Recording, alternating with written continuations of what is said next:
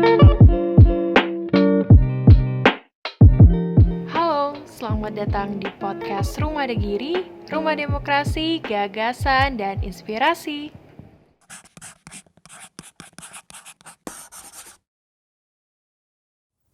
Halo teman-teman podcast Rumah Degiri, balik lagi di podcast Rumah Degiri bareng aku Celia Ivanka. Nah saat ini teman-teman kita akan membahas bagaimana sih cara kita untuk mencintai lingkungan kita atau lebih aware sama lingkungan kita. Nah saat ini saya sudah bersama dengan salah satu orang yang memang sudah ahlinya nih berbicara tentang lingkungan ya Bapak ya. Halo Pak. Selamat siang. Selamat siang.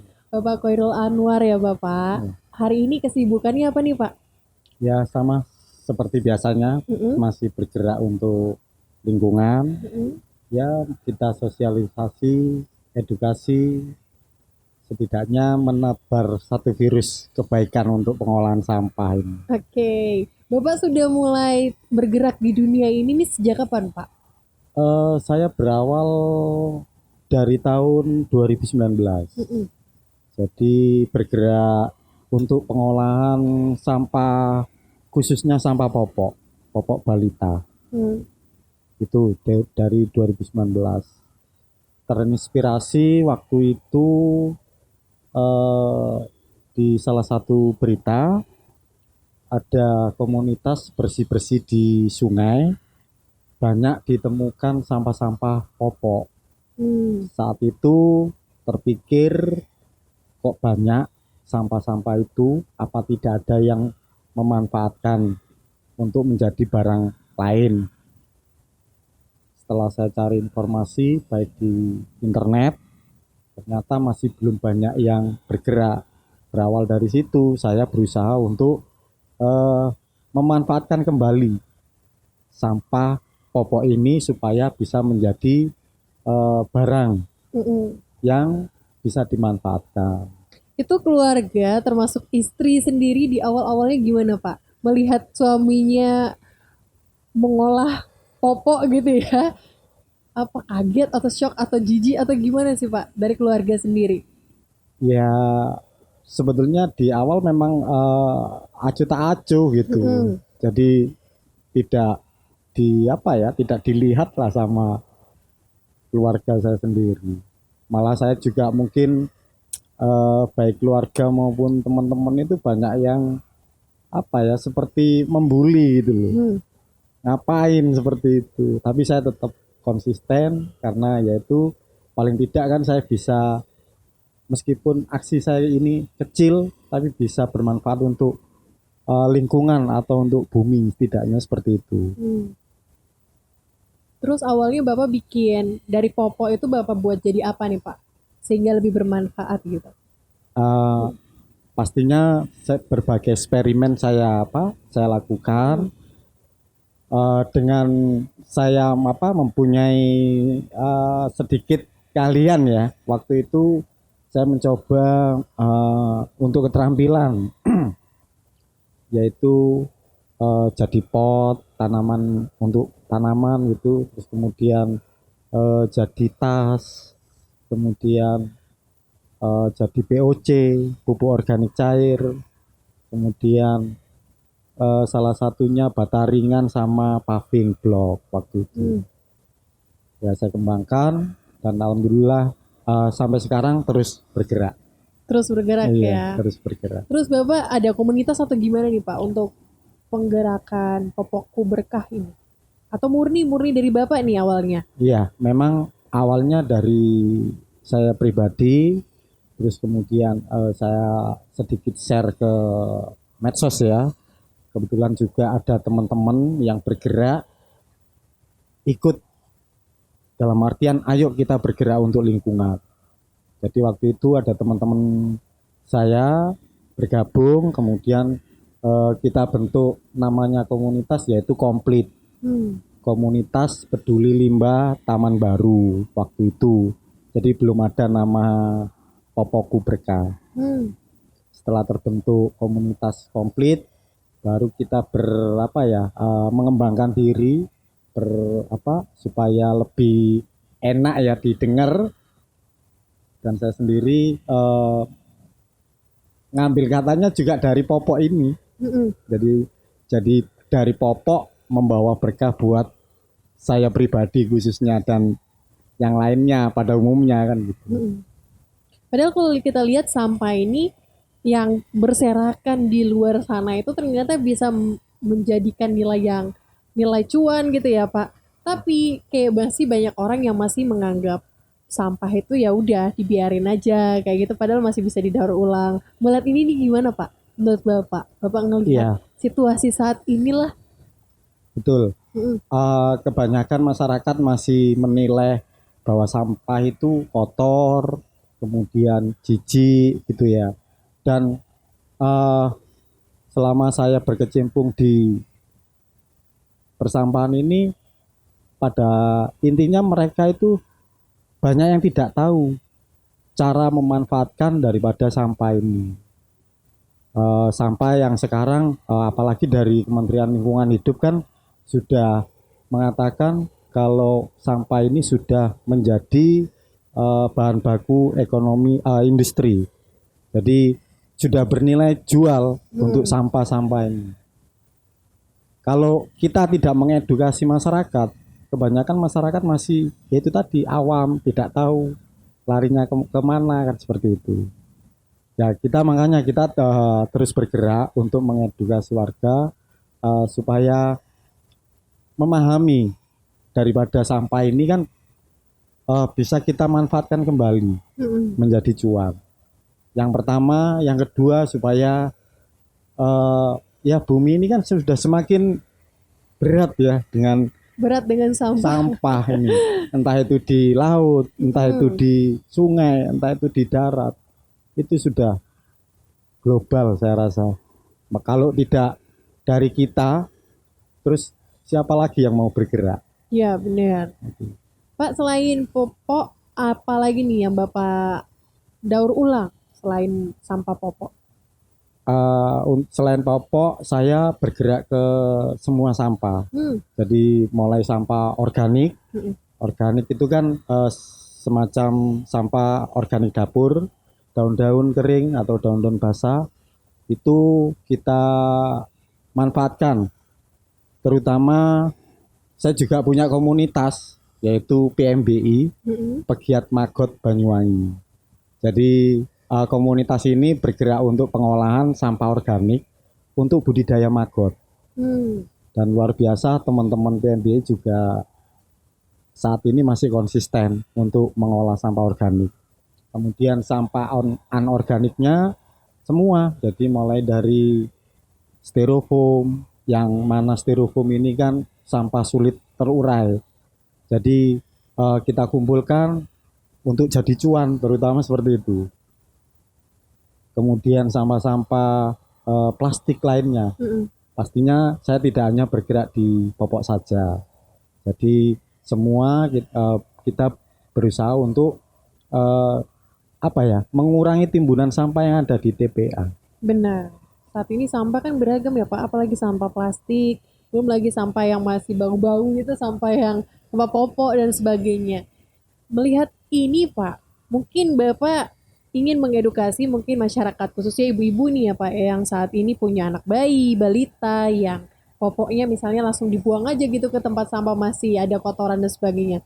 Kira-kira yang paling baik yang dilakuin itu apa sih Pak untuk membuang sampah popoknya biar tidak mencemari lingkungan, terus bisa nanti seketika nanti kalau Bapak atau teman-teman dari Popokku Berkah mau ngambil itu biar layak lah kayak gitu. Iya. Jadi perlu aksi yang meskipun kecil tapi dampaknya sangat luar biasa buat lingkungan. Jadi bagi ibu yang mempunyai balita dan menggunakan saat ini masih menggunakan popok sekali pakai, setidaknya ayolah kita bertanggung jawab terhadap sampahnya atau bekas popoknya. Jadi tanggung jawab kita setelah memakai seperti apa. Jadi dimanfaatkan kembali. Jadi untuk popoknya bisa dipilah, yang dalamnya gel itu dimanfaatkan untuk media tanam juga bisa. Untuk yang kainnya, kain daripada popok sekali pakai itu bisa digunakan untuk kerajinan tangan. Pastinya semua harus ada proses, mulai ada pembersihan, kemudian disinfektan, kemudian pencucian, sampai dengan finishing. Jadi karena popok ini itu kan tempatnya bakteri, jadi harus ada proses seperti itu. Benar. Paling tidak ya ibu-ibu tidak menambah lagi lah timbunan sampah. Timbunan sampah Iya, popok terutama ibu-ibu itu masih ini melekat salah satu mitos. Apa nih Pak? Mitosnya itu popok kalau dibakar itu anaknya nanti suleten atau ruam-ruam ya. Padahal itu nggak ada sangkut pautnya.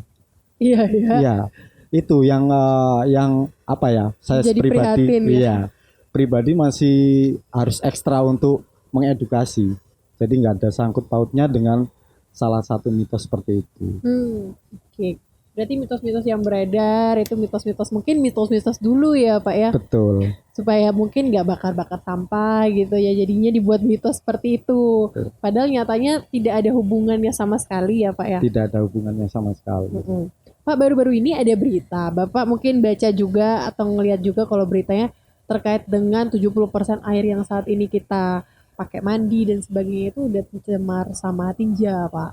Dan banyak itu di daerah mungkin bagian Jakarta atau bagian sebelah sana itu banyak yang merasa kayak iya airnya tuh sampai kuning-kuning gitu di bak gitu loh Pak.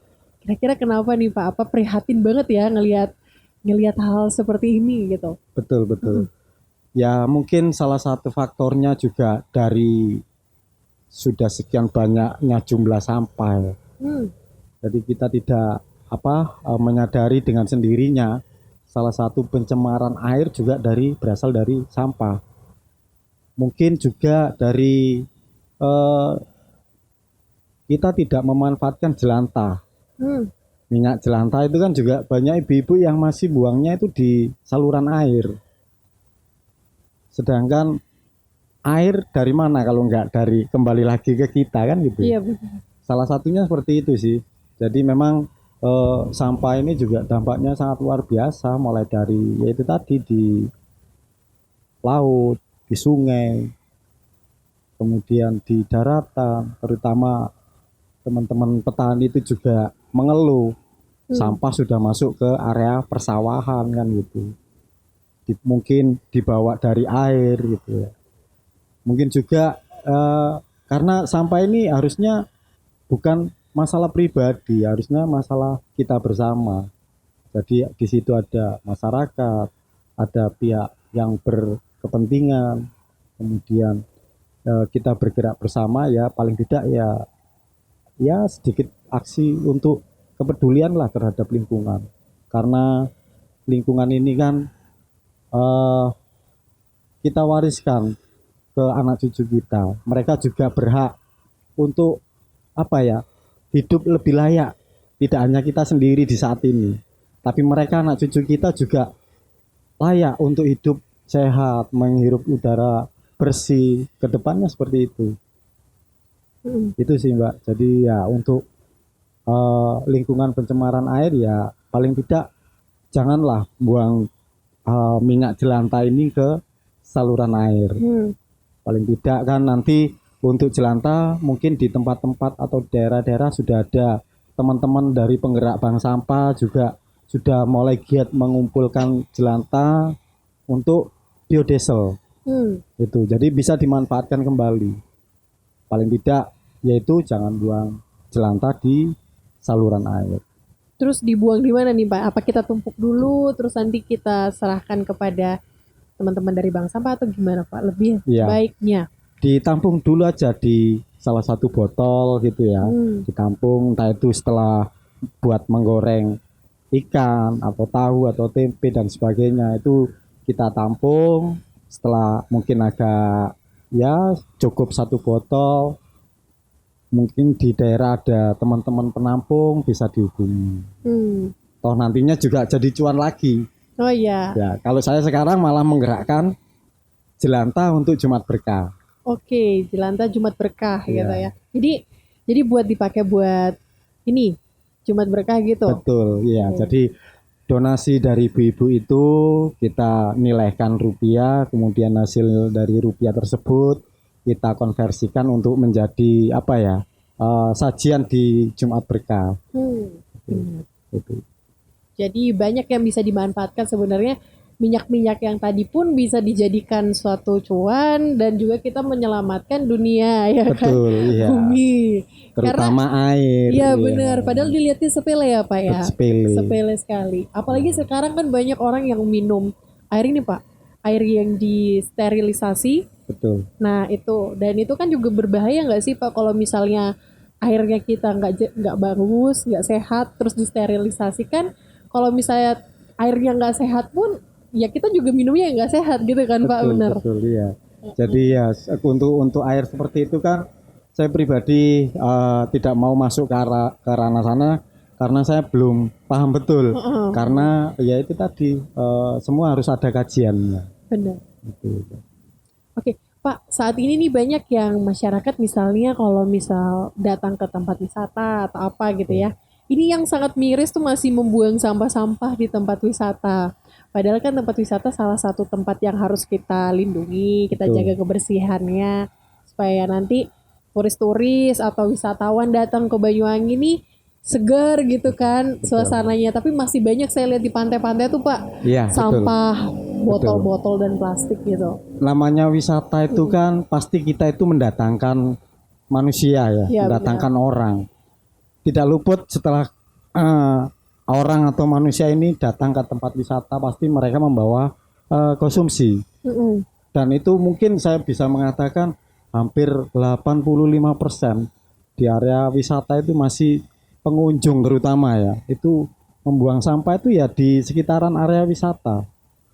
Jadi beliau mungkin tidak ada pemikiran, oh nanti setelah dia berkunjung ke tempat wisata, selanjutnya ada orang lain juga kepingin berwisata. Ya paling tidak janganlah membuang sampah yang di tempat wisata itu. Paling tidak kita bisa merasa memiliki kalau wisata itu punya kita juga gitu. Toh nanti suatu saat lagi kita akan kembali berwisata. Benar. Seperti itu. Masih Jadi, banyak yang saya temukan sampah-sampah berserakan. iya ya kan Pak, banyak gitu. Jadi sebenarnya emang karena manusia itu sendiri, karena kita sendiri ya. Betul, karena kesadaran atau pedulinya itu masih kurang lah. Gitu. Bayangin 50 orang datang ke tempat wisata, satu orang bawa satu botol, jadi 50 botol 50 aja. botol.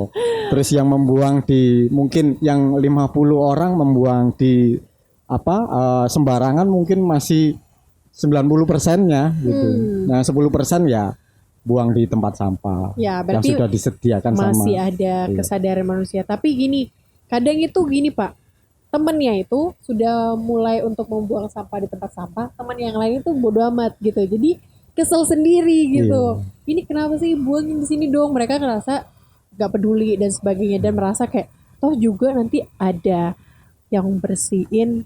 Nah, gimana Bapak melihat ini nih? ya ini Toh salah ada yang kaprahnya bersihin. di situ. Iya. Harusnya kita merasa sudah membayar, tidak juga memberatkan dari mungkin petugas wisata, bersih-bersih wisata setempat.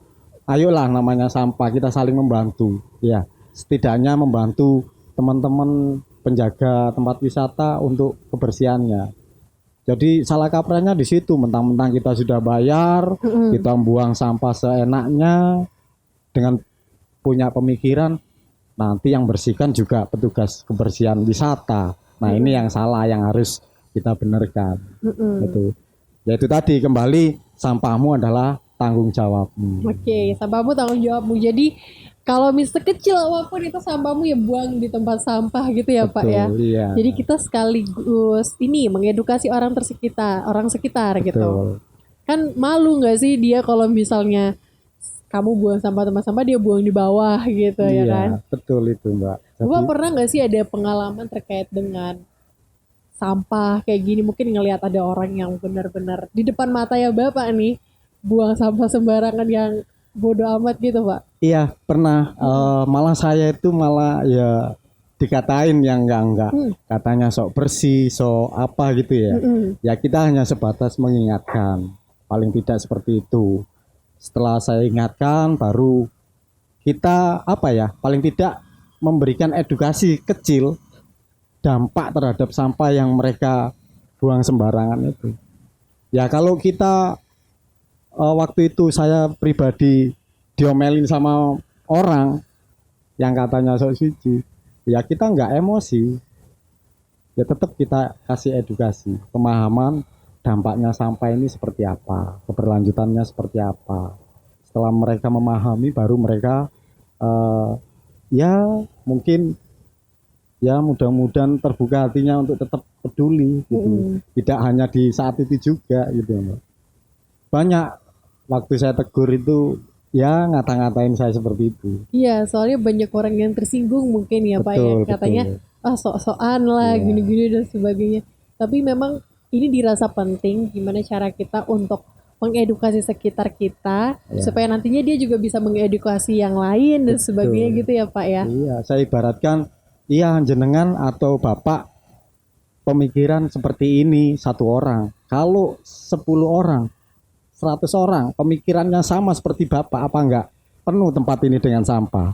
Iya toh, gitu loh. Benar. Tapi harus jangan emosi kita Iya, ya. betul.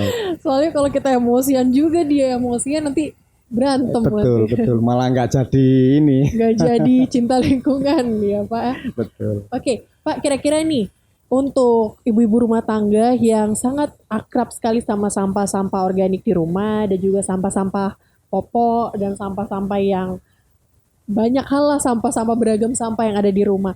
Kira-kira mungkin Bapak bisa kasih sedikit edukasi terkait memilah sampah yang baik seperti apa, Pak? Jadi selama ini saya juga sosialisasi di beberapa desa ataupun di kelurahan yang saya dampingi. Setidaknya yang penting sampah ini jangan dicampur, jangan dijadikan satu. Kalau sampah sudah dijadikan satu, itu pasti nanti akan bau. Jadi harus dipilah, memang harus dipilah dari rumah. Setidaknya itu kita menyiapkan 5 kantong kresek. Jadi saya saya terapkan ke ibu-ibu itu untuk biar seragam ya. Untuk yang sampah organik kita masukkan ke kantong kresek warna hitam. Kemudian yang anorganik seperti kertas gitu ya, khusus kertas kita masukkan ke kantong kresek warna merah. Kemudian kresek kantong putih gitu ya. Putih ini untuk khusus kresek dengan sampah-sampah organik yang plastik. 3. Yang keempat yaitu sampah khusus B3. Mungkin bisa warna hijau atau warna biru gitu. Dan yang kelima yaitu sampah lain-lain. Sampah lain-lain ini kan banyak. Salah satunya ya mungkin seperti baju atau kain yang nggak layak pakai seperti itu, atau sandal atau sepatu yang nggak layak pakai, itu kita kategorikan ke lain-lain. Jadi sebagus apapun programnya, misalkan saya mendampingi, tapi kalau masyarakat sendiri tidak mau bergerak, program itu nggak akan berjalan. Berarti kembali lagi kepada masyarakat. Betul. Tapi kita juga tetap terus mengedukasi, tetap terus mendampingi. Sehebat apapun Pak Khairul Anwar, Iya. kalau misalnya masyarakatnya nggak mau untuk bergerak, iya sama aja ya Pak. Iya ya. betul. Dan saat ini Bapak sudah sosialisasi kemana aja Pak? Ya ada beberapa desa, beberapa kelurahan yang saya dampingi dan alhamdulillah sudah berjalan. Jadi sudah ada nilai nilai cuannya dari sampah itu tadi.